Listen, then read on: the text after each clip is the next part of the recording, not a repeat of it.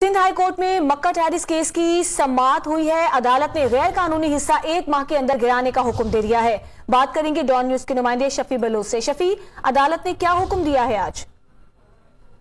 के वकीलों की जानिब से राय दरख्वास्त की समाअत पर अदालत ने जो है वो 1 माह में मक्का टेरिस का गैर कानूनी हिस्सा गिराकर इसकी रिपोर्ट पेश करने का हुक्म दे दिया और साथ ही साथ बिल्डर को कहा कि वो तमाम फ्लैटों की जो है वो तस्दीन आराइश करने के बाद इसके अप्रूवल प्लान के लिए वो जो है दोबारा SBCA से रब्ता करे।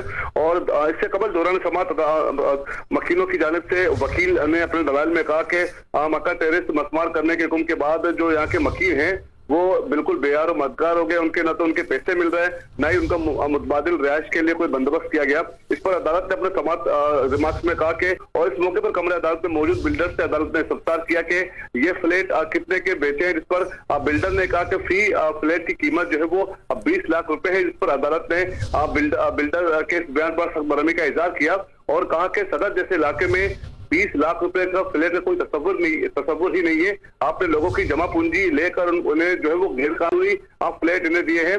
इस पर अदालत ने SBCA पर भी जो है वो SBCA अफसरान पर भी अदालत ने कहा कि मुतल्लिका अफसरान के खिलाफ कार्रवाई क्यों नहीं की गई जब गैर कानूनी हिस्से की तामीर हो रही थी। इस पर अदालत ने बिल्डर को हुक्म दिया है कि वो 1 माह में जो है वो गैर कानूनी हिस्सा गिराएं और इसके अलावा जितने बाकी फ्लैट बचेंगे उस इमारत की तस्दीन और आराइश करके दोबारा से इसके अप्रूवल के लिए बाकायदा लीगल फॉर्मेलिटीज मुकम्मल करें और SBCA से दोबारा रिपोर्ट करें। अदालत ने 1 माह में इसकी रिपोर्ट जो है वो तलब कर ली है। जी, बहुत शुक्रिया आपका शफी बलोच।